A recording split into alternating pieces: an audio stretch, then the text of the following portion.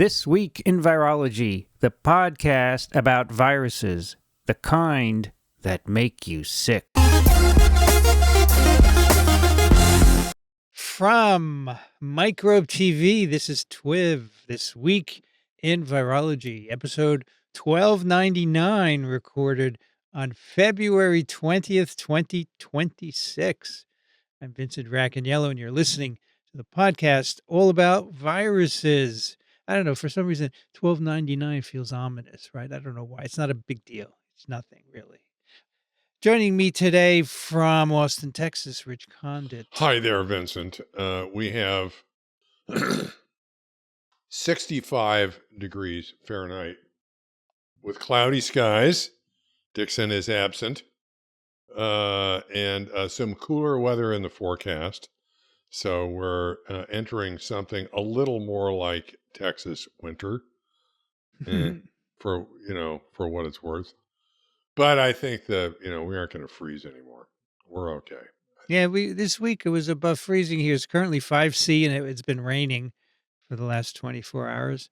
I see Sunday we're supposed to get snow. Yeah, you guys are in for another dump, right? I don't know about a dump, but it says 80% chance Sunday and Monday. But it's not going to be freezing, so the snow is slowly leaving. You know, in New York, when there's a lot of snow, they have nowhere to put it. They just pile it up, and it makes walking very difficult. In Buffalo, they occasionally would, when it got really bad, they'd truck it out to Lake Erie and dump it in Lake Erie. Yeah, they should. Well, we are surrounded by water, so they could do that. But there are fences. I guess that's an obstacle. Also joining us from Western Massachusetts, Alan Dove. Good to be here. And here in Western Mass, it is right at the freezing mark, 32 Fahrenheit, 0°C. And we are getting wintry mix and are expected to get the same for the next 3 days. And, by the way, I remember a winter in New York when I was there in the, I forget which winter it was. It was in the 90s. And there was so much snow that they did actually truck it out to the Hudson River and dump it in the Hudson River. And you could see clumps, dump truck size clumps of frozen snow floating down the river. It would take a while to get all the snow into the river, right? They just did selected areas of the city. The thing is, it gets very quickly gets black. Yeah, oh yeah. It's white snow is lovely, but as soon as it turns the sooty color, you wonder, geez, where's this coming from? It's a dirt on the street. But also joining us from Madison, New Jersey, Brienne Barker. Hi, great to be here. It is also 40 degrees, cloudy, and has been raining and will be giving us much more snow this weekend. But I really wanted to jump into this conversation about New York City snow. In a past storm, when we had a lot of those very large snowbanks around Madison, I went into Manhattan one day and was walking around Midtown and was shocked at the lack of such large snow piles in a number of places. And so I did some investigation to find out why in the world Manhattan had such nice sidewalks while we did not. And apparently they used to push it all into the Hudson. But they have stopped doing that because they were tired of getting things like shopping carts and bicycles and throwing them in the Hudson. So they now actually have trucks. And the occasional pedestrian. That they put in different places, bring the snow to those trucks and actually melt it. And so they have melting trucks where they melt most of them in Midtown and then pour the water into the Hudson. Wow. And I don't know how much energy that takes or why that's efficient, but that is apparently why some of those sidewalks are so shockingly clear. So apparently this practice has been phased out. New York City policy prohibits pushing or dumping snow into rivers. Instead, they use a load and melt system. There you go. They have snow melters, snow melting trucks that can melt 60 to 120 tons an hour. And then they put it in the sewer system and it's treated in wastewater, et cetera. So they have a plan. Yeah, I went down that rabbit hole once and found it fascinating. Neat. Sounds like a TWiV pick. So, there's now in the Chrome browser, there's Gemini button right there, right? Because Gemini is a Google product. So you can click on it and go and get right into the chat without having to go to a different window. And so I You're asked only it. milliseconds away from a wrong answer. Yes. I don't know. I mean, modern New York City policy prohibits That pushing. actually, it sounds like it probably got it right. See, sometimes you can tell when.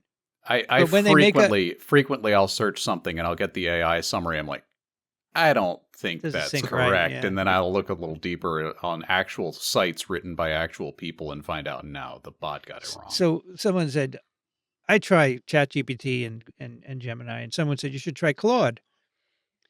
So last Saturday, I was making the thumbnail up for our episode, which was Spillover Squirrel, right? So I wrote into Claude, please make a podcast thumbnail which illustrates our discussion of a iron banded squirrel, whatever it was, as a possible reservoir of mpox. And he got all freaked out. He said, no, this is not, I can't really touch this subject. And I really got pissed because I think it's ridiculous, right? Well, I'm not going to make anything. I'm not synthesizing anything. So I went to Chat. I don't remember if it was Chat or Gemini, and it made this lovely image of a squirrel, the right species, and in the background were pox virions floating. So I thought that was very nice. It was very moody. Anyway, and it only took 3 gigawatts of electricity to do that. I know this is the problem. This is the real problem. Someone said, I was watching a YouTube video where they said, "Oh, there's Claude, yes, supposedly amazing now. It wrote some code. It wrote it for 2 weeks, and it did some perfect code. I don't know, an operating system or something. I don't know. And it cost $20,000 for the energy to do that. So if you're going to do these big projects, you have to pay for it because that's a lot. But for us, artists are actually pretty cheap. You could probably find a human who would do. They'd have to do quick turnaround, but if anybody's listening who has artistic talent, I mean, at 5 p.m. on Saturday, I'm making a thumbnail, and I don't want to bother people. Yeah, I'll get it to you by Thursday. No, I don't think so. Well, if any of our listeners know somebody who could handle that, getting an email Saturday evening and turning it around within a couple of hours. I mean, hosting our videos also costs money, right? Of course. It all costs money. Yeah. We're supposed to be shifting from coal burning to something else, but apparently people have other ideas. Yeah. Some people apparently the ideas. Quality of the air doesn't matter. Our health, according to the EPA head, our health doesn't matter. All that matters is saving money. Money. Yeah. Actually, I think that's one of my news picks. Anyway, if you enjoy these conversations, we would love your support to continue them. If you don't like them, then you don't have to support them, obviously. Yeah, you don't even have to listen. That's right. Don't write emails telling us that you don't like this or that, okay? Because we do what we like here. But anyway, if you love what we do, please support us. Go over to MicrobeTV/contribute. The Rosenfeld Lab is moved to Philadelphia from the FDA. Good move. And they're looking for a postdoc and a technician. They work on enterovirus pathogenesis and immunobiology. They're trying to understand the role of cross-reactive enterovirus antibodies. They're trying to make animal models, mouse models for various enteroviruses, and develop new vaccine delivery platforms. A little bit of news, right? So I picked this one. It's a Nature article, and it's not open access, but you can read the first 6 paragraphs. It's by Alexandra Witz. U.S. repeals key endangerment finding that climate change is a public threat. Now, this is not virology, but it is science. And, this was a bill. It was a bill, or what, I'm not sure what it was, what you call it, a law, saying, we have to control emissions of planet heating greenhouse gases. And the EPA has thrown it out, so we don't need it anymore. Because all that matters, according to the dude Lee Zeldin, is that we're going to save money. And it doesn't matter that we're going to add billions of more particles of pollution into the atmosphere. Yeah, right? This was a regulatory decision by the EPA, so it's an executive branch process, which means the executive branch could potentially reverse it by simply ignoring all the science, which is the thing these days. Yeah, and I think the important thing here is it's the the original finding is the EPA acknowledging that greenhouse gases are causing climate change, and that's a problem, a big problem.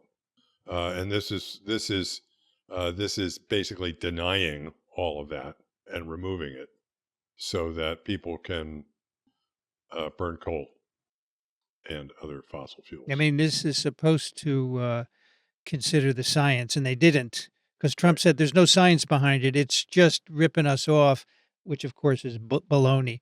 Yeah. But in a separate article here in The Guardian, multiple environmental groups are suing the EPA over Of course. the Yeah. repeal, which I'm glad they are doing.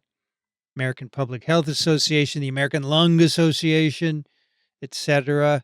And maybe this will make it all the way up to the Supreme Court. Yeah. Right. And Also, we know how like, that'll go. if Yep. I get maybe short-term saving money, but when everyone's lungs are messed up and we all have all sorts of hospital costs, I don't think it actually even saves money. Oh, that's No. like 3 election cycles from Yeah. now, though. That's That's not right.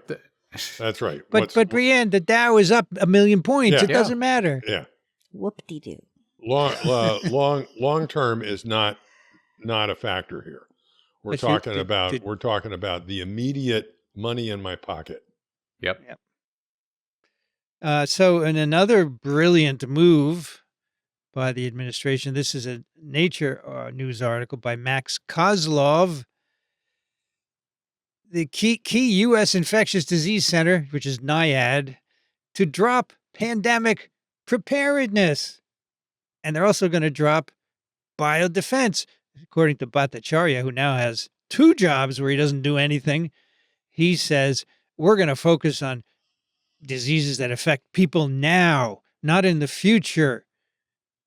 Oh, so that's why we're letting the air get polluted, because we don't care about future diseases, right? So they're going to cut funding for pandemic preparedness and biodefense, which is another ridiculous move, right? No sane person does this. No sane person does this. So No. we're being led by people who don't know what's going on.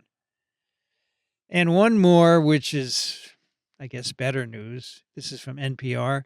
The FDA reverses course on the Moderna flu shot last week, Yes. right? Did you Yeah. pick this? So Go I ahead, picked Alan. this.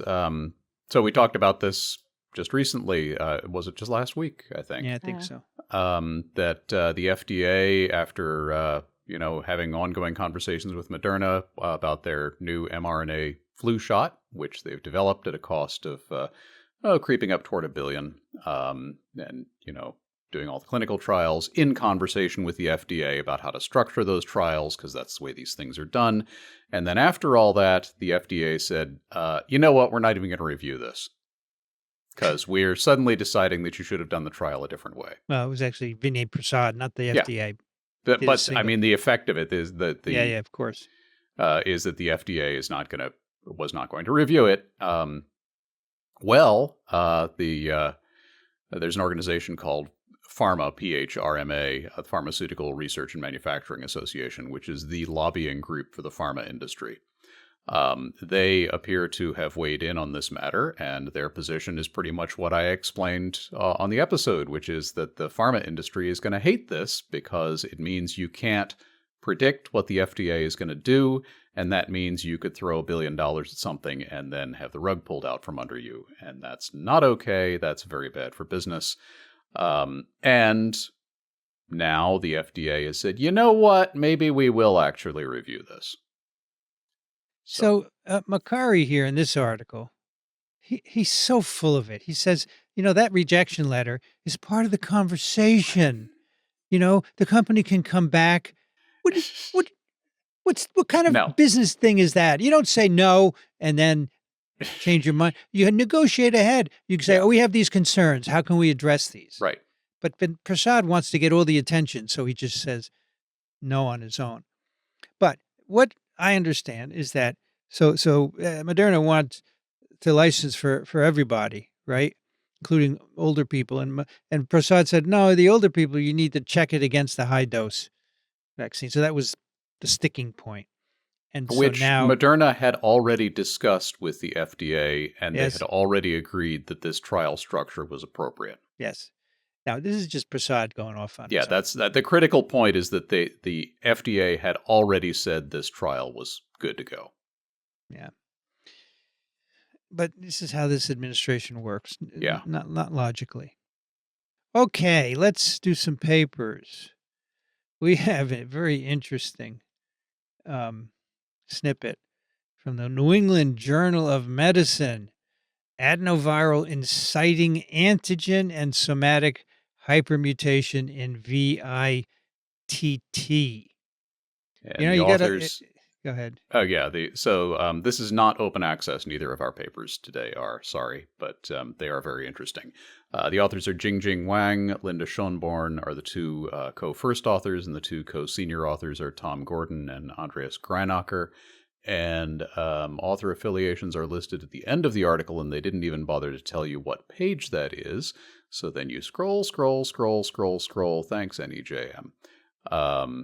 And they are from Flinders University in Adelaide, Australia, South Australia, Pathology in Adelaide, Universitätsmedizin Greifswald in Greifswald, Germany, McMaster University in Hamilton, Ontario, Christian Albrechts University of Kiel, Germany, University of Adelaide, and Johnson & Johnson Innovative Medicine in Leiden, Netherlands, and University of Melbourne.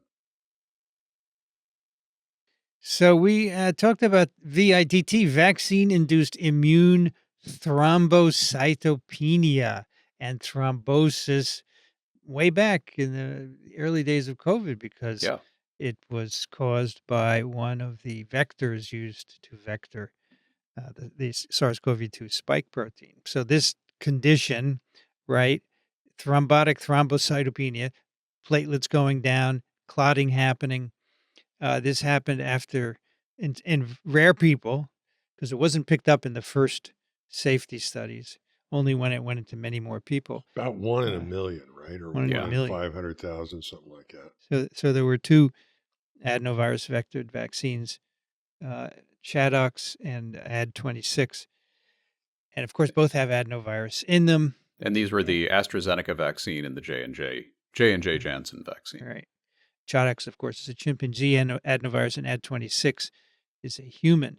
Now, VITT also occurs after natural adenovirus infection. So the idea is something in the particle, right, is inducing. And what it's inducing, it's reducing an antibody response against platelets. In fact, specifically platelet factor 4 is being recognized, and that triggers the VITT. And you can get anti-PF4 antibodies from the serum of patients with VITT, either after they're vaccinated or people who have natural adenovirus infection. And these are unusual in that they are monoclonal or oligoclonal. Brianne, what does that mean? So monoclonal means that one B cell made those antibodies, and so they all have an identical sequence. And where oligoclonal means that a small number of B cells made them, and so they have kind of a limited diversity in sequence. So normally antibodies are polyclonal, Exactly. right? Recognizing many sequences. So they say that they were, because of this, they're able to make these antibodies and study them before, and you're going to see that in this paper as well. I got a couple of basic questions about the pathology here, because thrombocytopenia and thrombosis strike me, at least on the surface, as being inconsistent with each other. Low platelets in low circulating platelets, and yet clots. Is that because all the platelets are busy clotting? That's my understanding, but that was my understanding too, but I'm not an expert. Okay. Well, at least we have the same, a common misunderstanding if we're wrong. So that's good. And the other thing was, just to make the point, that platelet factor 4 has a number of different properties, but my understanding is that it is, I guess you'd call it something like, I don't know if I'm making up this word, prothrombic or something like that. It assists in clotting, but and that's its normal job. But here it's out of control. right? So we're getting super clotting by the same factor. Yeah, I think that's it, that the clotting is accelerated by these Yeah. antibodies Yeah. clumping the platelets, and they start to clot, and it's massive. And to me, the antibodies accelerating the process didn't make any sense, because I think of antibodies as compromising the activity of this or that. But we can get to this later. There is a proposed reasonable mechanism for this, which is pretty cool. So you're thinking of antibodies as blocking, but blocking is not the only activity. Right. The important thing is they bind. They bind. Now, when you get these antibodies, these anti-PF4 antibodies, after vaccination, they happen pretty quickly, 5 days. And so the original thinking was that this was a memory response, right? These antibodies that you get after immunization and adenovirus infection, they're the same. So the idea is that it's a memory anti-adenovirus response. And so in this paper, they are going to identify the antigen that induces VITT and show that it's shared between PF4 and an adenoviral core protein called P7, which binds the DNA and gets it into the nucleus through the nuclear pore, because DNA can't go in on its own. It needs to be bound by a protein that has a nuclear import sequence in it. And so you might be thinking, now wait a minute, have I been infected by an adenovirus? And the answer is yes. There are like 57 serotypes of human adenoviruses. And this, as we will see in this, we're talking about an epitope that is shared by even the chimp and the human adenovirus. So this is a very common epitope among adenoviruses. So you could probably get infected with any number of different human serotypes and be primed for this response. Yeah. So the question that they're asking here really is why is a handful of people, why is this one person in a million getting this catastrophic clotting problem, and the other 7 billion people on the planet don't seem to be affected? Yes, and the one thing that is involved is cross-reactivity between the AD and the PF4, but that can happen in anyone. So there's another thing, and that's what the basis of this paper is. That's what they're looking for. So this is very interesting. They had patients who presented with VITT after vaccination with these adenovirus vectors or adenovirus infection, and they all had platelet activating anti-PF4 antibodies that they could detect in a variety of ways. And they also got 2 patients who, this is great, they had donated blood a couple of weeks before getting vaccinated and then developing VITT. Beautiful, right? Actually, let me do one more thing. Not beautiful that they developed VITT, but beautiful that they had donated blood. For the study, study. Go ahead, Rich. Platelets. These are really cool. They are essentially cell fragments. They don't have a brain. They don't have a nucleus. They're made by a hematopoietic cell called a megakaryocyte that splits off fragments of itself into these anucleate cells that float around, and they are pre-programmed to sense where there is damage and go to it and plug the hole, and also send off all sorts of other signals that attract other relevant cells to the wound to help patch the hole and cure the wound. Have I got that right, Brianne? You have got that right. I saw some just brilliant scanning electron micrographs of this whole thing at one point, and I'm just astonished at what these cells do, because they literally go looking for holes and literally plug the holes. Very and cool. they're also called thrombocytes, hence thrombocytopenia, right? Reduced platelets. Okay, and then a little more methods. They affinity purify antibodies from the serum of these patients, so they can use PF4 or P7, and then they look at the reactivity with adenovirus proteins, and then they look at what protein these are binding. And they use mass spec for that, and they can get the amino acid sequences of the antibodies by mass spec and then reverse generate them. So you get the amino acid sequence and you can make a DNA and then produce it in cells. Yeah, and we just say that in a couple of sentences. Yeah, it's no Yeah, problem. You just do this. My God. So they got the amino acid sequence of both the heavy and light chains of purified anti-PF4 antibodies from 21 patients with VITT after vaccination with either Chadox or Ad26.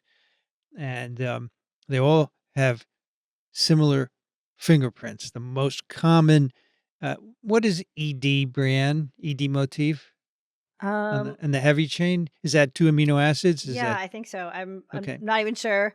I'm remembering where you saw ED motif. Well, it's in the results, the first paragraph. And then they keep referring to the heavy chain having the common ED motif. Yeah, So it's the 2 amino acids. So they all have this ED motif in the heavy chain, and they have very specific light chains. They have what are called IGL V3-2102 or 03. So either one of these 2 light chains, right? Mhm. So very restricted.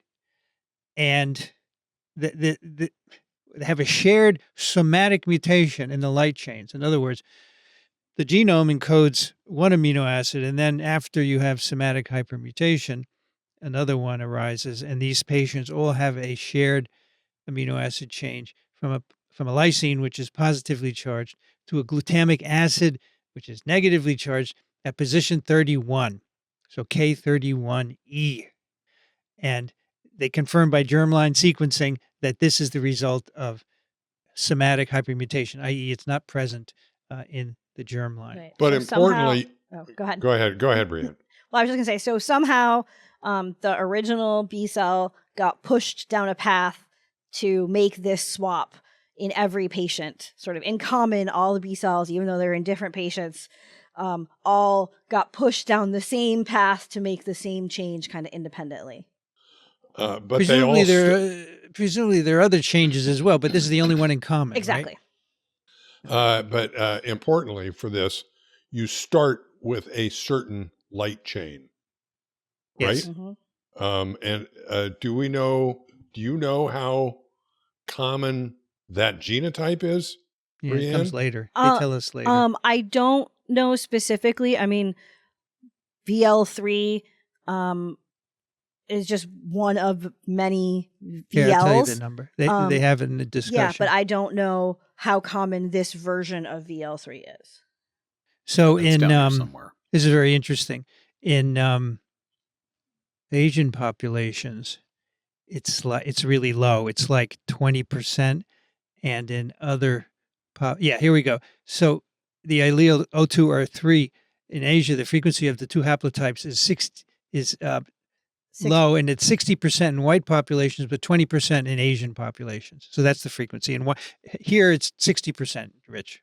Okay, that's more common than I would have thought. So the rarity here, I mean, you got to have that background to start with, but the rarity has to do really with the somatic hypermutation, right? Going down a certain uncommon pathway.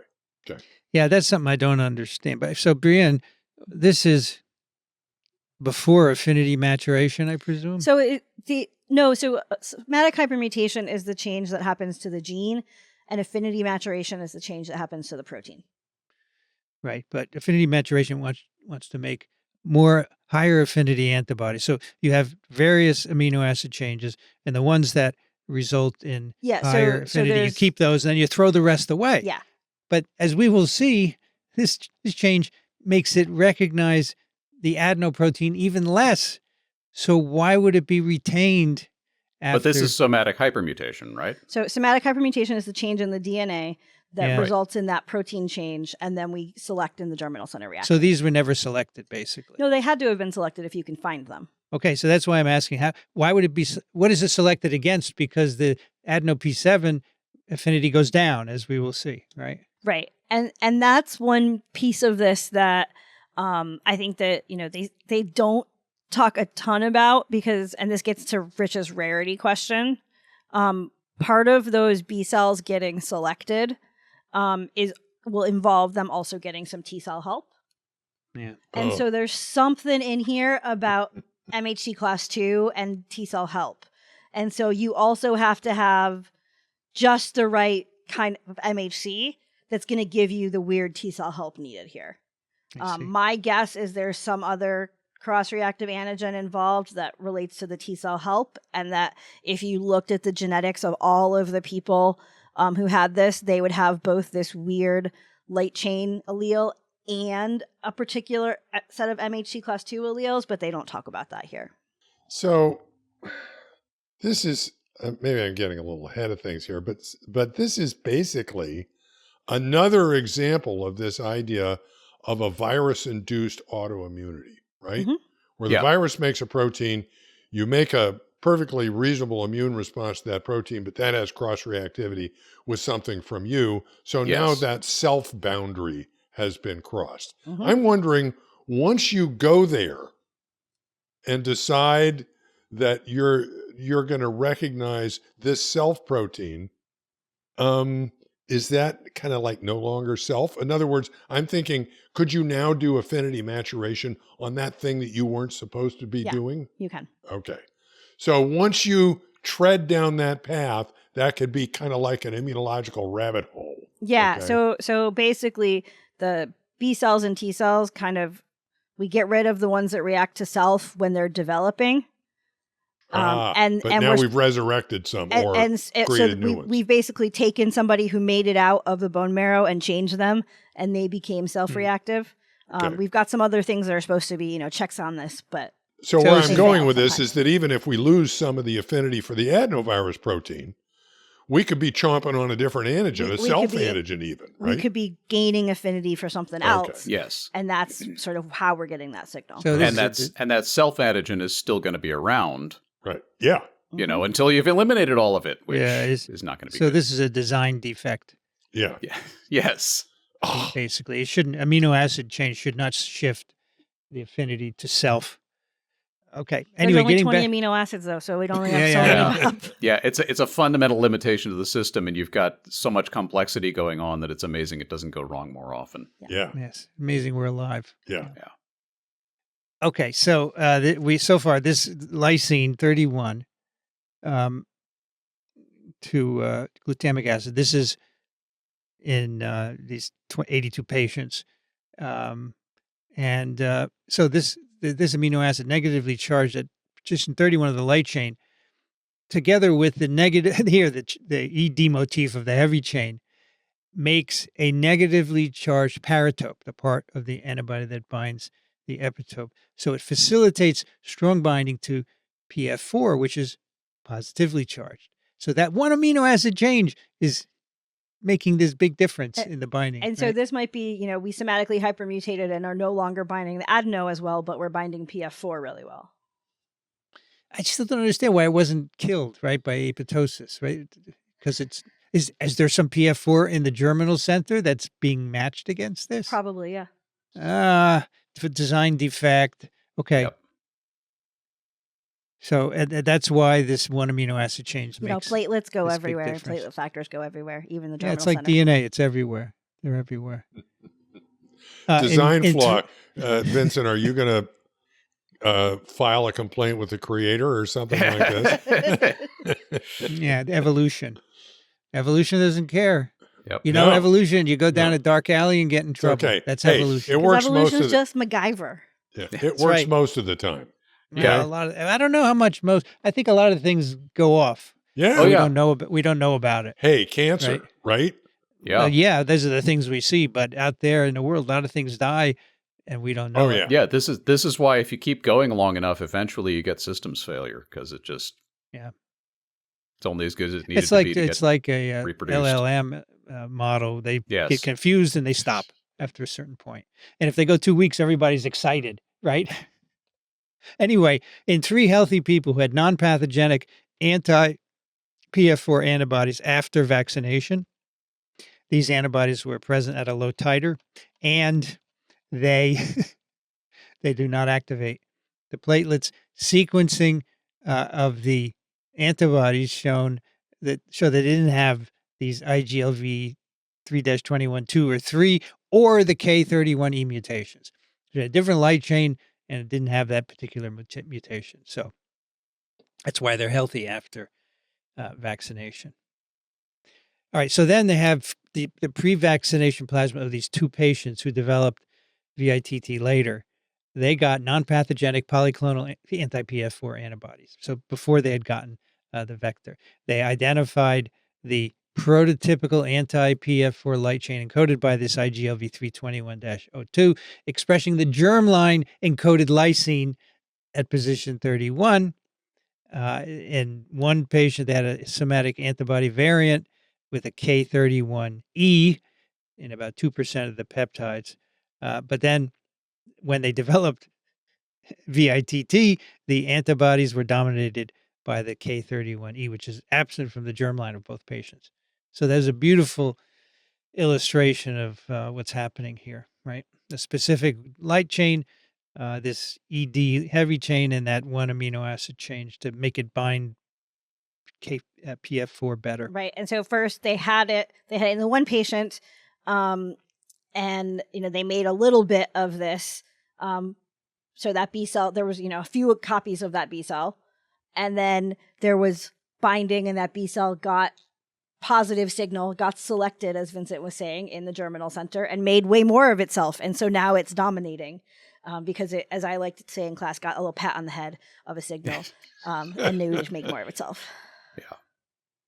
So then they made 2 antibodies, VITT, IgG antibodies. They have names for patients who had VITT after vaccination with one of the 2 vectors, and both recombinant antibodies, right? So these are now made from the sequence in a cell. They have activity profiles identical to the VITT antibodies isolated from the patient. They bind PF4, and they you get have a transgenic mouse model, which has human PF4 in it. And if you add these antibodies, you get a decrease in platelets, 79% decrease in platelets and thromboses. So, Rich, there's your answer to your question. Right. They show it experimentally, and they get cerebral, venous, sinus, and thromboses, which you could look at in the paper. That they took out the brain of the mice, and they're full of blood. Right? Yeah. And I just have to lodge a complaint here about Figure 1 in the page layout. So it's a full page figure, very dense, and they chose to put it landscape orientation by turning it counterclockwise, which means that the y-axes are all labeled upside down. Yeah. It's just, I was like, what? Oh, come on. And of course, if you're reading it as a PDF, you can't really turn it very easily. You can't turn one page? No, it turns the whole thing. At least, it turns the whole thing. Does for me. Yeah. Yeah, it's a very big figure.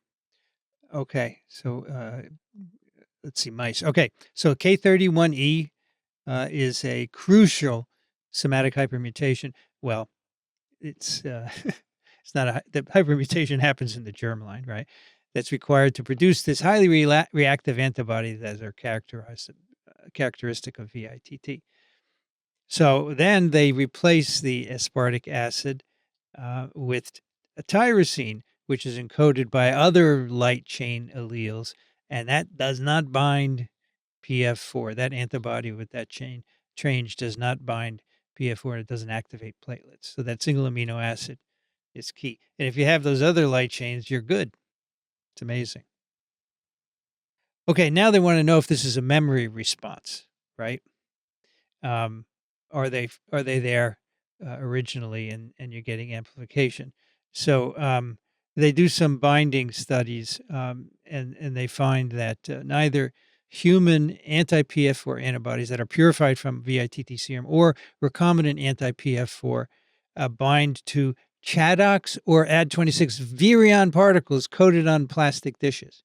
So there's nothing on the surface of the adenovirus particle that is binding these antibodies. So what is it? Well, there are lots of proteins inside, but they focused on P7, which is this DNA binding protein, because they say it's similar to in abundance and charge to PF4. So they purify from 4 patients with VITT IgG against the P7 protein. It's oligoclonal, but contains a clonotypic species that matches the fingerprints of the anti-PF4 antibody from the patient who is the source of the serum. And these antibodies purified against each protein, either P7 or PF4, they will cross-react, but the anti-P7 antibodies in a healthy vaccine were not cross-recipient. So a person who got the vaccine but didn't have VITT, they did not bind to PF4. Also, human recombinant anti-PF4 VITT antibodies also bind to P7. And they made this antibody where they back mutated the sequence at position 31 to the germline sequence. It lost reactivity to PF4 and enhanced binding to P7.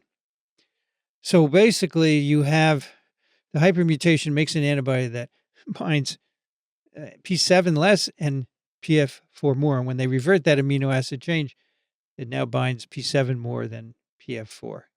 Really interesting. And none of the other adenovirus proteins bound antibodies that bound PF4. Okay, so what part of P7? It's a pretty big protein. So they make overlapping synthetic peptides, and they mix these with IgG from VITT serum, and the strongest binder is a 15-mer peptide, single linear epitope in the middle of P7. And this binds the anti-PF4 antibodies and also anti-P7 antibodies. So this is highly conserved in both ChAdOx and Ad26, which is a human and a chimp adenovirus, and it's part of an alpha helix that is similar in structure to the same epitope in PF4. So it's structurally very similar. So if you take this peptide and change that one amino acid, that amino acid 50, you can either make it bind preferentially to one set of antibodies or the other. So that's the story. You've got mimicry between the P7 protein of adenovirus and PF4. That with somatic hypermutation makes the antibody response change to a pathogenic one against PF4. It's very cool. And structurally, it involves the changing of the charge of the paratope, so it binds PF4 really beautifully. So two requirements for getting this, because many people get infected with antibodies. This light chain allele is pretty common, but then it's the somatic hypermutation that really links it. And again, the frequency in Asia, they say, is 20%. They say VITT is much lower in Asia. Maybe that's the reason compared to here. So I'm still struggling a little bit with the mechanism at the end. I think I probably need help. I'm thinking probably from Brianne. Maybe you need T-cell help. Could be. So I'm looking at their summary figure. I don't know what figure it is. Yeah. But so what it shows, at least in a cartoon, is immune complexes, where because each antibody has 2 binding sites, and PF4 is a tetramer, so each tetramer can potentially bind as many as 4 antibodies. You can get these networks of PF4 and antibody formed, all right? But the mechanism doesn't seem to be either compromising PF4 activity PF4, it looks to me from the cartoon anyway, doesn't necessarily even interact directly with platelets. And this is what they're describing, is that these large immune complexes have the effect of cross-linking FC receptors on the platelets. Right. What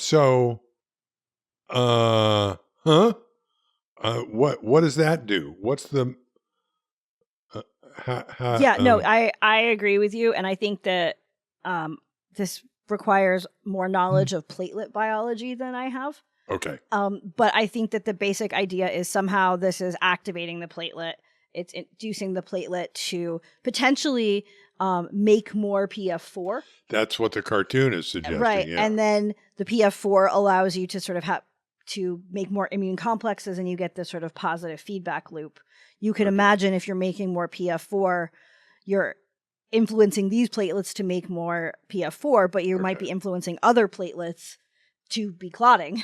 Okay, so you're still hyperactivating the platelet. Yeah, you're hyperactivating the platelet is my understanding. All right. Okay. Yeah, my understanding was that you get this glob of antibodies, and the platelet detects that glob of antibodies because there are so many on it, and that brings the FC receptors together. That activates the platelet, sets off the clotting alarm, and so triggers this. It's the initial antibody PF4 interaction that makes this glob.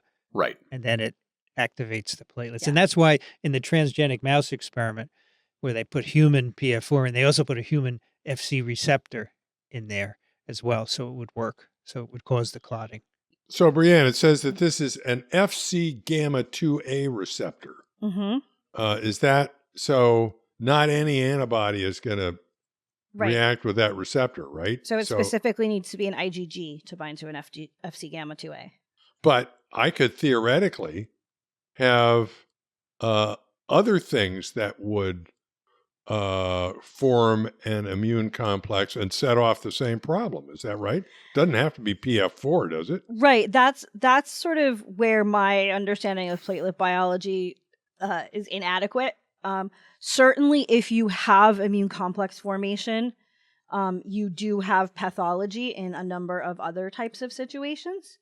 But that pathology is not always thrombocytopenia and thrombosis, although it can be in some cases.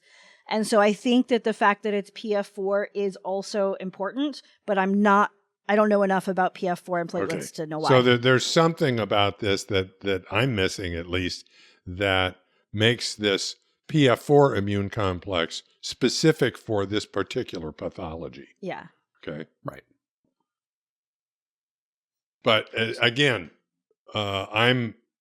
maybe this is just me, but because, I remember way back when people were cooking up models for multiple sclerosis, which to me was the classic, by shooting up mice with myelin basic protein and causing the production of antibodies in the mouse that attacked the myelin basic protein and created something like multiple sclerosis. And to me, that's sort of I'm not omniscient in this regard, but that was sort of one of the best models for the notion that you could have a foreign antigen inducing an autoimmune response. Yeah, there are tons of those. Tons of those models. And to me, this is another real life example of a virus kicking off what is essentially an autoimmune response via cross-reactivity. Very cool. Yeah. So in the case of the vaccine-induced VITT, these people already had memory B cells against adenovirus from a previous, and then this is like a boost, and that's why it's a memory response 5 days, very quickly. Right. Yep. And they think, and they say this in the discussion, they think the hypermutation probably occurred during boosting. So otherwise, close the problem. I don't know if you can do. They don't address this, but theoretically, what you could do is craft an adenovirus that was lacking the offending epitope on its core protein, assuming that doesn't come as a fitness cost for the adenovirus. Yes. That's right. They say at the end, when develop safer vectors where you replace P7 with proteins that don't activate B cells that are specific for this epitope that has similarities between P7 and PF4. And it's interesting because there's another whole train of literature that we've discussed on TWiV where it describes a PF4 binding site on the capsid. But that's the hexon protein. They even traced it down to a couple of amino acids. That's right. And I would have been out running around spending billions of dollars to engineer new adenoviruses that didn't bind PF4 on the capsid. And that could have been the wrong would have been the wrong answer for this anyway. I mean, it's possible. Like I said, there they are leaving out there is some T cell help somewhere going on here, and so there's an antigen that the T cells are seeing too, and so that the hexon still could do some stuff with the T cells, but this might be enough to. These antibodies don't bind the capsid, so Right. the hexon is not involved. They don't even mention it. Actually, it's interesting. Yep. Now you may ask, why do we have to make this adenovirus vector better? Well, this is a good platform. It's great for low and middle income countries where you can rapidly make a vaccine. It's not so expensive. So it would be nice to have this in the arsenal, right? Because most countries did not use, or many countries did not use mRNA vaccines. They're rather expensive, right? Yeah. So this would be a good one to have. But, 1 in a million, it's tough. Yeah. But an important aspect of this paper is, since this is such a rare complication in humans and we didn't exactly know what was causing it, now we've got enough information to potentially model it and anticipate it. Yeah. So in addition to working on adenovirus vectors that may not have this problem, we now have a strategy, or at least an outline of a strategy for how to test that. And we know what to look for, what markers to look for, and say, this one may be heading that direction or not. What's interesting is that this epitope is conserved. Yeah. In human and chimp adeno, right? Yeah. Because I would have said, the chimp is, but P7 is highly conserved protein. Yeah. So that makes me wonder whether it's possible or whether there's going to be a fitness cost. Yeah, exactly. Yeah. If it's that highly conserved, the chances are you can't change it around without a fitness cost. Yeah, you'll find out right away when you try and grow it, right? Yep. Yeah. Very cool. I love this. Is just great. You have real-time basic science explaining things that you saw. This is what we used to do in the office over coffee, right? Yes, right. That's right. I know the anti-vaxxers are going to diss this vaccine. It killed so many people. Didn't kill so many people, but we don't lose anybody. We don't want to kill anyone, but now we understand why. Right? And that's how science works. So not only that, but hey, anti-vaxxers, when they discovered this rare effect, both those vaccines were taken off the market. Yeah. Yes. Okay. The scientists know how to say, oops. Yes. I was wrong. This idea that Wait till my pick. this idea that mRNA vaccines are causing all kinds of problems, that polio vaccine kills people, this is all nonsense. You see, this is a great example of how quickly it works. Anyway, all right. Now we have something totally different. Yes. We're going to move to insects. And this is a PNAS paper entitled Parasitic Castration by a viral protein tyrosine phosphatase targeting the host cell cycle checkpoint protein Rad9A. So there's some virology in here, but it's just such a cool story. So, the first two authors, co-first authors are Hongshui Gao and Wujuan Guo, and the co-senior authors are Zhuxuan Chen and Zhizhi Wang. PNAS at least tells me what page to turn to get their affiliations. They are at Zhejiang University in Hangzhou and Hunan Agricultural University in Changsha. The first sentence of this paper is great. It says, in nature, parasitism usually results in fitness costs on hosts. That's what Dixon always used to say. Yep. A parasite takes something away from the host. All right. So some take energy, right? And in this paper, they're going to talk about a strategy called parasitic castration, where the parasite takes the reproductive resources to enhance their own fitness. And it's going to involve structural damage or alteration of reproductive organs, so you can't reproduce. And in fact, this has been observed across various taxa, including arthropods and mollusks. And it's also been shown, and we've talked about this a lot, in host parasitoid wasp systems.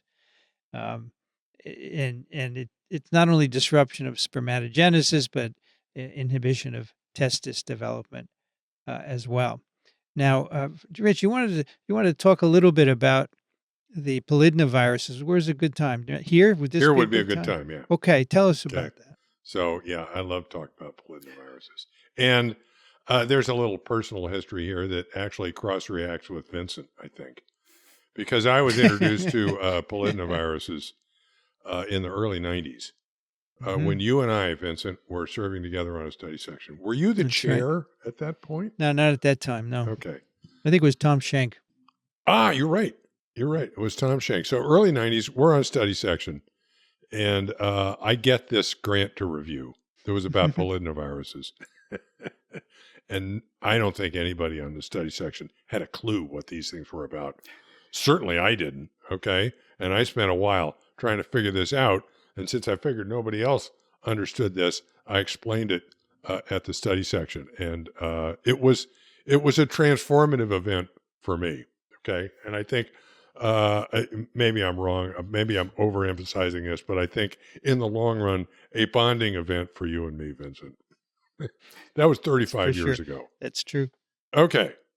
So, he was really scary. He had this deep voice and he was so serious, right?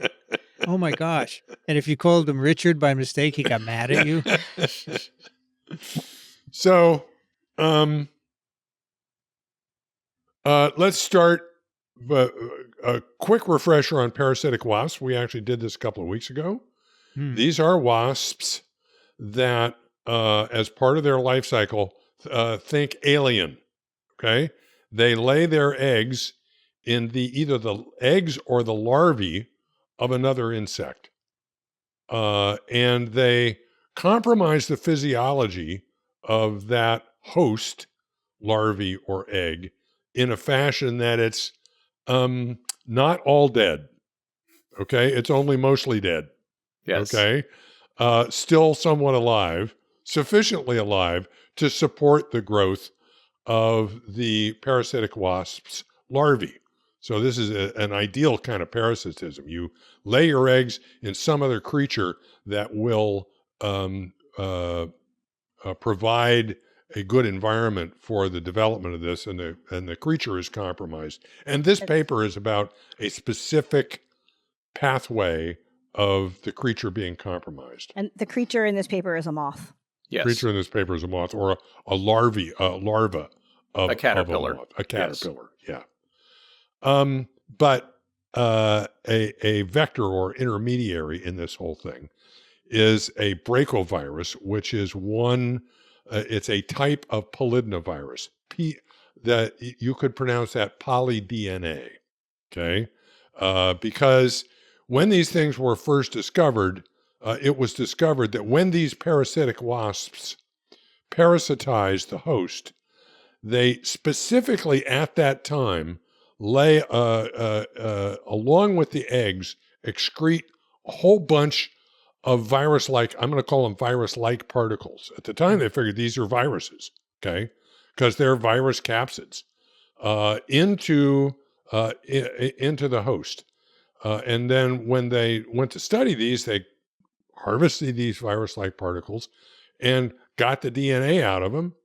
And they, in my opinion, mistakenly called that a genome, okay, because that would be the logical thing. But what they found was they consisted of a whole zoo of circular double-stranded DNAs, all right? Poly-DNA, that's where that comes from. And the aggregate genome length was, hundreds up to 500 or more kilobases of sequence, okay?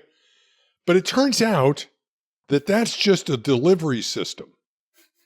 And the real thing here is that somewhere over 100 million years ago, and this happened on two separate occasions, at least, convergent evolution, some precursor to the wasp or a wasp-like creature was infected with what was probably a nudie which is an insect virus. It's a double-stranded DNA virus that has the property that it can integrate into the host genome. And stuff happened so that nudie, over evolutionary time, so that nudie virus was now permanently integrated in both the germ cells and the somatic cells of the wasp, but no longer created virus. And what was preserved were the virus genes that can do transcription and replication and capsid formation, but they couldn't actually make a whole genome and encapsulate it. Instead, what happened was elsewhere in the genome, sequences evolved around wasp genes that made it so that when the virus core genes were induced, those wasp genes would be induced to replicate and encapsulated in capsids that are under the direction of the core genes. So it's a two-component system. We have wasp genes, we have ancestral virus genes. The virus genes cause replication and capsid formation, and they also induce the replication. Well, actually, the wasp probably does a lot of this. The replication of the wasp genes that are amplified and then encapsulated. So those encapsulated sequences, that's in my mind not a virus genome. Okay, that's the virus co-opting this whole system, or the wasp co-opting this whole system to use the virus particles to deliver these wasp sequences to the host. And what do they do? The wasp made a vector. Yeah, so you The got wasp a made a vector. You got a virus capsid with wasp DNA inside, Right. getting put into a moth. Right. Yeah. And this happens specifically during egg formation, during the reproductive cycle of the female wasp. Both males and females have these Bracovirus sequences, but all of this process to make the capsids and induce the wasp genes only happens when the female is making eggs and the particles accumulate in the reproductive tract of the female, are delivered along with the eggs to the host, and then they're uncoded, and the wasp gene sequences actually integrate into the genome of the larval host and are expressed. And a lot of those sequences that are expressed are immune modulatory proteins that suppress the immunity of the host larva to the eggs so that the eggs aren't rejected and they can survive. Yeah. Facepalm, man. Yeah. This So is the virus, unbelievable. Ancestrally, what happened was that a virus tried to parasitize a wasp, and instead the wasp co-opted the virus into its parasitic life cycle. Into a gene delivery system. Yeah. Yes. The virus didn't try anything; it just did. I know. Yeah. I know. I'm anthropomorphizing the wasp. I mean, isn't it the affected the person wasp, either. and this was the outcome. Yeah. Yes. And there are two different lineages of this that, when traced back, don't apparently have a common ancestor. Okay, Right. so apparently this whole thing happened twice, which is, I mean, that it happened once even is mind-boggling. That it happened twice. This must come from some other planet. I know, this is just amazing. At any rate, Sometimes evolution involves design flaws. Sometimes it involves crazy cool things. Did I don't think I picked Children of Time, Adrian Tchaikovsky. You did not, but I actually got a listener who wrote me an email after our picks last week and specifically told me I needed to read it. Okay. Yeah. Okay. So we'll consider that a stealth these, pick that I'm slipping in here. These Bracoviruses, when the wasp puts them in the caterpillar, the larval stage, they express many hundreds of genes, right? And so as Rich told you, there's one set where they immunosuppress the caterpillar and facilitate survival of the wasp as it develops in the caterpillar. And how those genes play into that is not known. And that's part of the story here in this paper. They'd like to know which of these genes specifically affect reproductive parasitism, because there are a subset of the wasps that are going to inhibit the reproductive ability of the larva. And how does that happen, right? So that's what we're going to learn here. All right. So they start by looking at EMs, transmission electron microscopy, and the system that we're looking at here is we have Cotesia vestalis. This is a parasitoid wasp, and by the way, they're called parasitoid. I thought last time when we discussed this, I read that they're called parasitoid because they don't actually kill the hosts. Parasites would kill them, but parasitoids have this weird relationship. I could be wrong about that. Maybe somebody could look it They up. may kill them, but it's not a Yeah. required part of the life cycle. So anyway, They're this zombies. Yes. is a parasitoid wasp, and the moth is the diamondback moth, Plutella xylostella.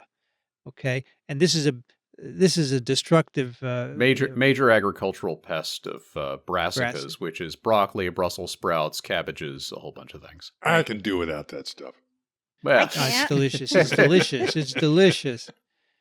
And so this Cotesia vestalis bracovirus plays a role in regulating parasitic castration, as we're going to see here.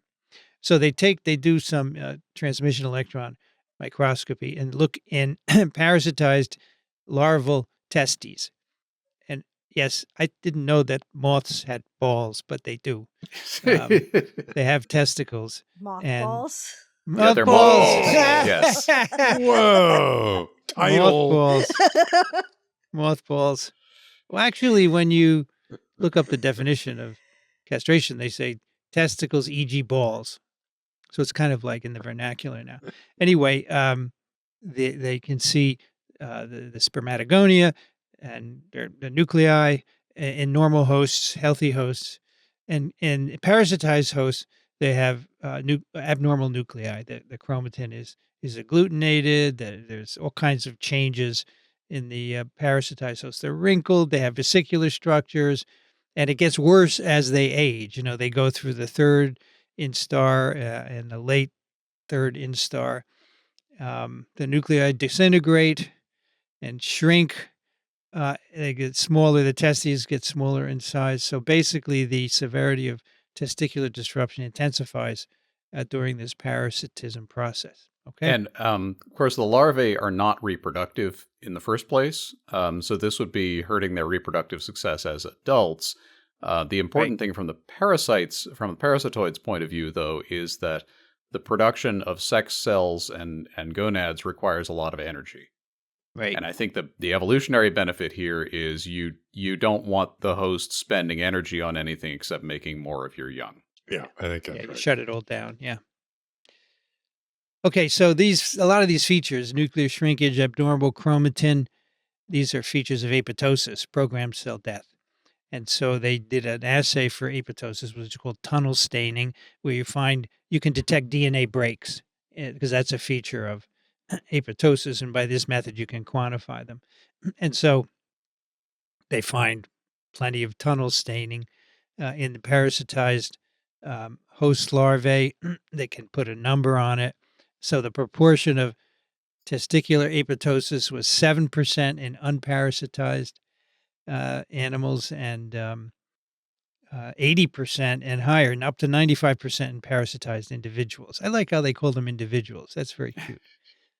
And now apoptosis is controlled, among other things, by caspases, these proteases, and a particular one, caspase 3,7, is related to the level of apoptosis. And so they assay caspase 3,7 enzyme activity, and they find the enzyme activity of the parasitized group was 5.5, 12.2, and 43.7 times higher than the unparasitized group at these different stages, 3M, 3L, and 4E. And they can also find the activated caspase 3, which is a cleaved version of it, in the testes as well. So looks like apoptosis is happening. So somehow the infection is in the delivery of these Bracoviruses is turning on apoptosis in the reproductive organ of the moth. Okay, so what's doing this? As I said, lots of viral genes are expressed in the host when they're put in there, so they want to figure it out. And there's a lot of transcriptome data for RNA-seq data, and they go through it, and they see lots of genes that are highly expressed right after the virus is delivered. And the highest expression is a gene called CVBV 22-9. It increased after parasitization, and And they're looking specifically in the testes here. They're looking in the testes, and they are they do sequence analysis, and it looks like it's a non-receptor protein tyrosine phosphatase. Okay, so non-receptor means it's not on the membrane. So a membrane protein would be a receptor for something, and there are some of these proteins that are receptors, but this is a non-receptor because it doesn't have a signal peptide or a transmembrane domain, and a protein tyrosine phosphatase. So these are enzymes that take tyrosine that take the phosphate on a tyrosine off of the protein. So tyrosine kinases add phosphate to tyrosines of proteins, the amino acid tyrosine, and the phosphatase will take it off. And this adding and removing of phosphates is a crucial cell regulator of all sorts of things. Yes. Yeah, protein kinases is just amazing. They weren't discovered so long ago, and they're huge. They're huge. Now, so vertebrates have PTPs, and so do these insects, and there are some differences, and in particular, the phosphate binding serine and the glutamine that are required to activate hydrolysis are not there anymore. So that's why they think it's probably inactive, as you'll see later. Okay, so they think this protein PTP delivered by the Bracovirus into the larva is somehow destroying the reproductive apparatus. Okay, so what do?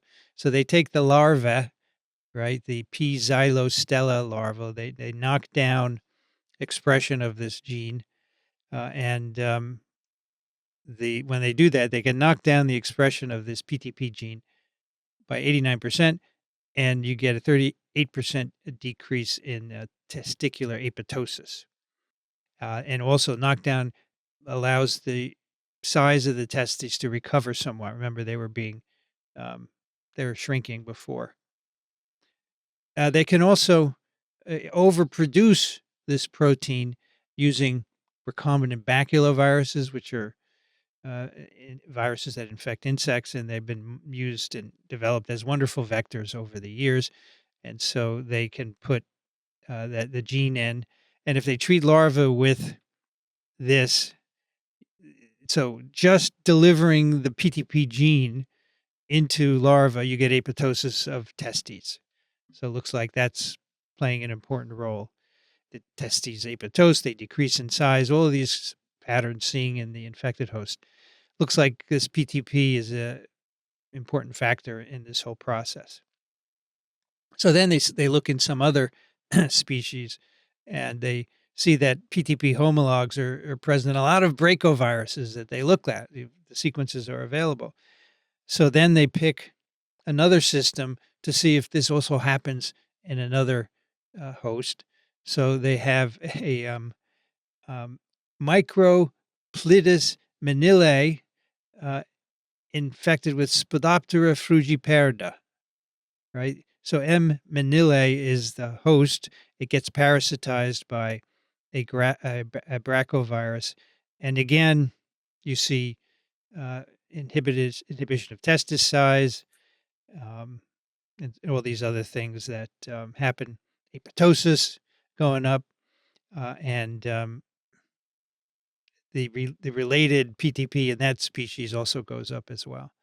And if they knock one of them down, it partially rescues the parasitism that's happening there. So in other words, this PTP and its effects are a conserved strategy across multiple parasitoid host systems. That's what they conclude. So it happens in a lot of different combinations, not just the one wasp, moth that they were studying originally. All right, so it's a specific... Spodoptera frugiperda is the fall army worm. It's another... I'm glad to know that Alan and I are doing the same Googling. Yeah. All right, Spodoptera is a worm. It's not a virus, right? Yes. So there's a MicroPletis Spodoptera system, which they infect with a Bracovirus, right? So what's the significance of this, two of them dashed together? Because the wasp is MicroPletis. The wasp is MicroPletis, okay. And the Spodoptera is the yes. worm. what does Spodoptera grow into? A butterfly of some kind, Yeah, right? so I was just, I had actually, I knew it was the Armyworm fall moth. armyworm, but it grows into a moth. A moth, okay. The caterpillar eats a variety of crops, cotton, tobacco, corn, rice, peanuts. The picture on So AI even Rich might care about is this. corn. Corn. Okay, so I got it wrong when I first described it. Spodoptera is the larva, Is and the Microplitis is the wasp. But the point is, this protein tyrosine phosphatase is also antagonizing reproduction in that, and so it's a broader. So what I've learned so far is thing. I like these wasps and these viruses because they help protect broccoli and corn. That's Yes. right. They're actually being used for pest control. Yes. Okay. So I am a fan of these viruses and these wasps. Yes. Perfect. So what does this PTP do, right? I'm a fan of the So- PTP. They want to know what other proteins it interacts with, right? In the host that is parasitized. And so they do a yeast 2 hybrid assay, which is a way of detecting protein interactions. And the only thing I'm going to tell you is that the vector is called the Allen-Dove vector, the AD vector. He developed it many years ago. Yes, before yes. he It came was to my Allen. earlier work. So then you can find out what other proteins PTP is interacting with. They find 17 candidates, and then they eventually narrow it down to one, because yeast 2 hybrid is one step. But then if you have, say, 2 proteins that interact, you should do an immunoprecipitation to prove that they actually can bind in a cell. And they do that. And a protein called RAD9A comes out as being the one that is interacting with PTP. And this has been associated before with testicular apoptosis in mammals, okay, in mammals, not in insects. It's conserved in insects, this RAD9A. It has testis-specific expression in P. xylostera, which is the same as the PTP protein. And so what they're thinking is, so PTP is a protein tyrosine phosphorylase. Maybe it's modifying the phosphorylation of RAD9A and control its activity. Well, they do a lot of experiments, and that doesn't turn out to be right. Doesn't do anything with phosphorylation of this RAD9A, and that's because it's not an active phosphatase, right? I told you earlier the catalytic sites are not right, so it's not an active phosphatase. That's not how it's working. So what do they do next? There's no more virus here, but it's still very interesting. They knock out the RAD9A gene with CRISPR-Cas9 in P. xylostella. Okay, and they don't. So Mendelian inheritance. You should get this classic 1:2:1 ratio of plus wild type, and then plus minus heterozygous null, and then minus homozygous null, where both alleles are knocked out. But they don't see that ratio. They see half are wild type, 44% are heterozygous. In other words, plus minus wild type and a knockout, and only 5% were fully knocked out, minus. So that means knocking out RAD9A is bad. It's embryonic lethal. Yes. And the ones who survived, a third of them had testicular malformations.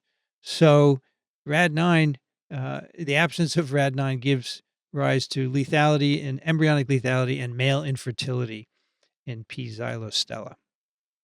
And for those of you who are saying, well, why didn't they just use RNAi? If it's embryonic lethal, you could inhibit it in a later life cycle stage. And I learned something here. Apparently, moths and butterflies are resistant to RNAi. Right. Yep. So Okay. they didn't ever look to see what happened in the RAD9A deficient female larvae? Like, I'm guessing the ones that lived were females? Right. Sorry, it just occurred to me. Yeah, I you was mean like, the- weren't you there mean the- girls the- somewhere in this? The homozygous null? Yeah. Well, no. 37% of them had testicular malformation. So maybe the rest were females. They don't say, actually. Yeah, That's a good it just occurred to me. I was like, wait, but Where are the females? Yeah. Yeah. I don't know if if there's expression of this in female reproductive organs. It's a good question. They don't mention that. Okay, then they go to Drosophila, right? The fruit fly model organism to see if they can validate this interaction between PTP and Rad9A. So they produce PTP in the germ cells of Drosophila and in a system where they can turn it on, and they find that when you turn on PTP expression, you have apoptotic signals in the testes. And they don't mention ovaries, for example, maybe because they didn't see it. So they get induction of apoptosis when they produce PTP in Drosophila. All right. So that's pretty cool because they're fruit flies and they're different from the moths that we've been looking at. They can also use small RNAs to interfere with Rad9A in Drosophila, and you get apoptosis occurring. And if you simultaneously produce PTP and Rad9A, everybody's fine. There's no problem. There's no apoptosis. There's no reduction in sperm or testes or any of that stuff. So it sounds like Rad9A is doing something similar in mammals as well. So that's pretty cool. It's an endogenous apoptosis regulator in testes. But that regulation is not because of a phosphatase activity, even though it's called a phosphatase, right? Probably just That's right. in terms of sequence looks like a phosphatase, but is not. That's not what it's doing. It's doing something else. We don't know what that is. Is that right? Well, Yeah. the PTP is the phosphatase. The RAD is not the phosphatase. Yeah, PTP is called a PTP is called a phosphatase, but it's not active as a phosphatase. Right. So PTP may have been a phosphatase at some point in its evolutionary history, is my presumption here. Yeah, probably. Yeah. And then it lost that activity, but it has some other activity, maybe just the proteins that it binds. Binding them alone is sufficient. So why be a phosphatase if you don't have to? Right. And Rad9, do we even know whether Rad9 is a phosphoprotein? And it says it's a cell cycle checkpoint protein. So yeah, probably is, probably. right? Probably is. So it is a cell cycle checkpoint protein. And so somehow PTP from the wasp targets this Rad9A. But it must be, it's somehow specific for the male germline. Yeah, that's right. Okay. That's right. So in mammals, PTPs, real PTPs, are regulators of apoptosis, and they do tyrosine. They modulate tyrosine phosphorylation on targets, and that's how they work. But this seems to be different. And they call it a pseudophosphatase, so it looks like a phosphatase, but it's not. I mean, maybe it binds to Rad9, and if it were a phosphatase, it would do one thing. But since it's not, it may be antagonizing. So they say something here that's very interesting. They're talking about, when you undergo apoptosis, you have DNA damage, right? You have breaks, and that's what you're measuring in the tunnel assay. And so they say here, we presume that the PTP Rad9A complex may interfere with DNA repair. And so if you're interfering with DNA repair, that's going to push apoptosis forward. Yeah. Right. Maybe normally, if PTP were a real phosphatase, maybe that wouldn't happen. I don't know.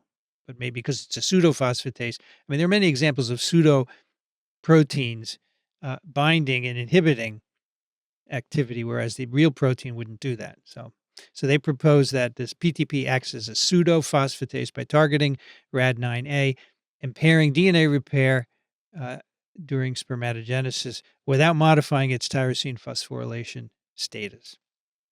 So they don't actually know the mechanism, but they know the players, and it's quite interesting.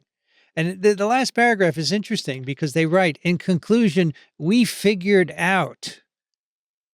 I never saw we figured out. I liked that. I liked that a lot. You do? Yeah. Because they did figure it out. They that's fair. Well, anyway, so this they say these findings established Rad9 as a regulator of insect testicular development, and PTP is a potent sterilizing factor, offering highly specific targets for pest control. So one of the things I like about this kind of stuff is that the virus has spent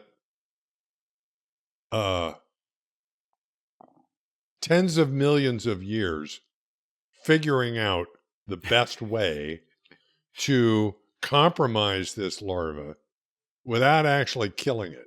Okay. And in the process, identifies some very key proteins in a particular process. And the same would go for the immunomodulatory genes. I mean, studying all the immunomodulatory genes would help you understand pressure points in the immune response. The virus has done the work for you.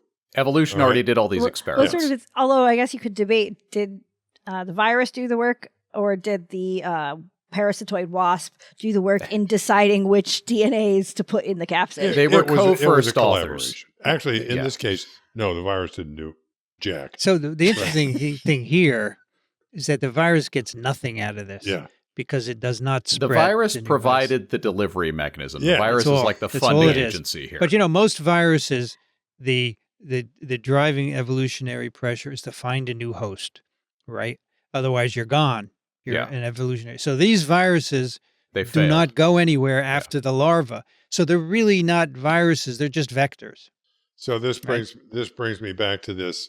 I identified a PLOS pearls. Mm-hmm. It was really good. These are short articles that you're supposed to be able to read on the John as a graduate student. Okay, so they're simple reads, and that describe polydnaviruses, and he raises the question at the end: are these actually viruses? Right. And the answer is basically, well, depends on your perspective, but you can read that for yourself. I'd put a link to that article in the show notes if you could, because it's pretty good. It's well written. Mike, I should acknowledge the authors because Mike Strand and Galen Burke, who are really aficionados in this whole polydnavirus field. It just occurred to me, you could conversely say that the virus is extremely successful. How's that? Because it is now propagated in every generation of these parasitoid wasps, and it doesn't have to do anything. Yeah. So it's the same with endogenous retrovirus. Yeah, right? yeah. I mean, they're doing great. They found the best hosts. Well, the thing is, with endogenous retroviruses, eventually they mutate because they're of no use to the host, right? And then they don't make infectious particles anymore. So they're really finished. These are not mutated. They still can make particles. Because they have a benefit to the host. Yes. But the key is that the particles themselves don't propagate. They don't propagate the virus genome. I mean, the virus genome. But the wasp propagates the virus genome. By helping the wasp, you propagate the virus genome. Right, the wasp. Okay.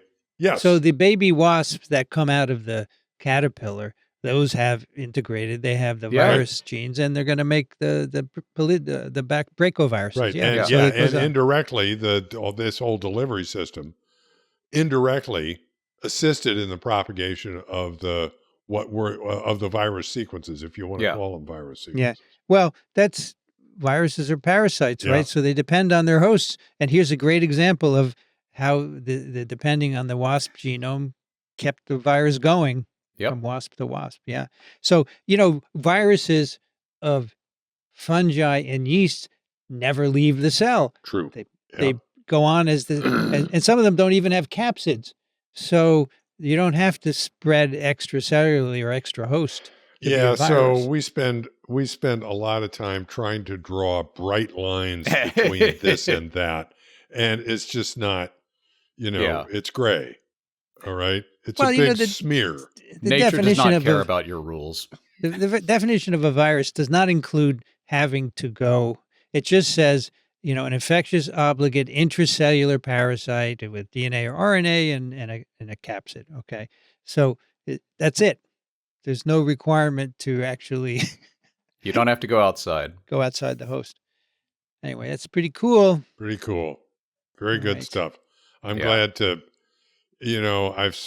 I've spent the day revisiting the whole polydnavirus thing, and just it boggles the mind. Great stuff.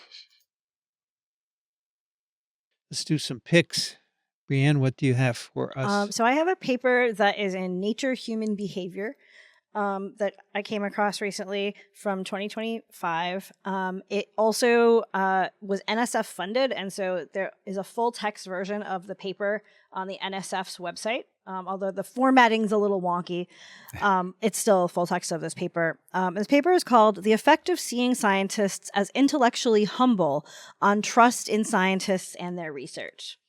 And here, the investigators looked at, did 5 different types of studies where they actually they gave people little stories about scientists being interviewed about things and asked about the perceived trustworthiness of the scientists and their research. And basically, they found that if the scientists seem to be more intellectually humble, they seem to be more trustworthy. And their research was believed more. And their recommendation, people said, "Oh, I want to follow this scientist's recommendations. I want more information about this. I like the research." They saw that it had nothing to do with some other factors of the scientist in terms of their identity. And they did some studies at the end where they tried to sort of change the language to see what language a scientist should use to convey intellectual humility. Though their differences there were not huge in the data. And so overall, this sort of shows this idea, and the things that they talk about as being key parts of the intellectual humility were whether or not the scientists acknowledged that the methods were limited, any limitations in the methods, whether they indicated that there were limits to the results or sort of nuance, and whether the scientists seemed to be willing to update their own beliefs and share credit with others.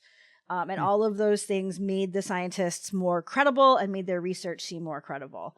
And I loved reading this when it came across my social media feed earlier this week, because it validated a lot of things that I think of as really important in sort of what we do here at TWiV and our science communication.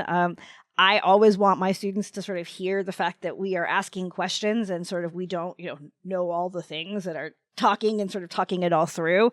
And so when I think about what I value most about TWiV, I actually think it's that we're demonstrating some of this same intellectual humility. And I think that this is important for scientists who want to have members of the public understand things that they're doing, how we think about scientific communication and sort of public trust in scientists, that, it's important on all of us to kind of think about these pieces of intellectual humility. And so this was sort of stuff I'd thought about before, and it was really cool to see an actual study demonstrating this, and demonstrating that some of these things that I think those of us on TWiV try to embody are actually backed up by human behavior research. So I have a question. Yes. Do you know what medium they used to communicate, for the scientists to connect with the people? I mean, is it written? So it was oral? written. Is it video? So they used written texts that basically let's see if I can see how they talk about it. They were sort of written texts that were like a interview with the scientist. Okay. With the scientist talking about their studies and their thoughts on some of these things. Because it's interesting. What runs through my mind is that humility is pretty nuanced in terms of communicating it. And to me, it involves tone of voice, body language, all kinds of stuff. And it's interesting that you can get a score, a humility score, just from text. Yeah, so it sounds like they're basically they made up articles about made up scientists and what those scientists said about certain things. I'll bet you could wrap the same text in a different body and presentation, and it wouldn't be humble. So they checked. If it mattered the gender or race and ethnicity that it said that the scientist had, and that did not matter. Interesting. But obviously, it's, again, as you say, it's text. Sure. And so all of those other presentation pieces may make a difference. Very interesting. I have no doubt that this is important, but remember, a big factor in distrust are people who trash us, right? The anti-science, anti-vaccine people who make narratives that aren't true. Oh, absolutely. Well, but it's important to remember that that is a very, very loud and currently governmentally amplified minority. Right. That the majority of people are actually in the middle, and their encounters with science probably ended in high school, and they don't really have a concept of what scientists do, and they're, in my experience, pretty open to presentations that don't treat them like idiots, you know, and that, and this totally, I'm really, like Brianne, I'm really glad to see data on this, because this is something that I have believed for a long time, but I didn't have evidence. Yeah, the flip side is just as important. If you have, you know, somebody who's trying to communicate science or be persuasive in a really condescending fashion, it's not going to work. Of course. Now, the problem is that we're in an era now where the administration is controlling science, and they're probably doing things that most people don't like. Yeah. Right. But no, the polls support that. But I would also like to point out that this humility is also consistent with the way science works. We do not hand down truths from on high. We work together to go find out what we can about how the world works. To me, absolutely. Yep. The most important thing is to learn how to be wrong. Okay? Yes. That's what it's all about. You got a hypothesis. You test the hypothesis. The experiments say, your hypothesis sucks. Okay. And so you have to say, oh, God, wrong it was in this paper. What do I do now? It was in this paper. They said, we think it modulates the phosphorylation of Rad9A. They did a bunch of experiments, which I didn't describe. Nope. Yeah, well, and that sort of is, like Alan said, one of the really great parts about actually seeing this data. It's like, wait a minute, being a scientist and doing what we're trained to do and being ourselves, that actually is the thing that people like to hear. That works. Yeah. Rich, what do you have for us? I think I probably picked this before. And as a matter of fact, when I pinged it on Amazon, it told me that I bought the book like 20 years ago. But it's worth a repick. This is a book called The Great Bridge, The Epic Story of the Building of the Brooklyn Bridge by David McCullough, who's a historian of great note. I really like this guy. And a great narrator, too. So this is about the building of the Brooklyn Bridge. And it's just a great engineering story, a great human story. And one of the most interesting things about it is that it was through the building of the Brooklyn Bridge that they discovered the bends.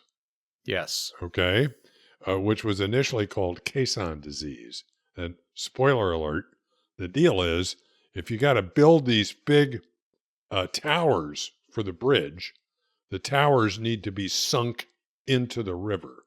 And the way you do that is to build what they call a caisson, which is like a giant pan turned over, okay, that you can pump full of air.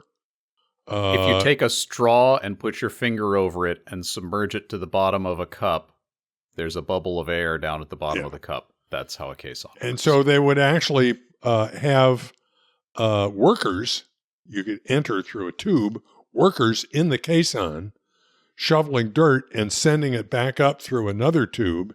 And as they shoveled dirt out, they could lower the caisson. And they lowered it lower and lower and lower, and were able to build the tower on top of it, okay, as they went down. But as you do that, the pressure goes up. And they didn't understand the effects of that until people started coming up sick. And they had the bends. As a matter of fact, I think Robles, I think his name was Robles, who designed the bridge, the engineer that did it, and was on site a lot. I think he either got or died of the bends. Okay. At any rate, fascinating story, really well written. And, you know, I read the book and then went out and walked across the bridge because it's just, it means so much more. I also discovered that McCullough's got another book about the construction of the Panama Canal. I need to read that.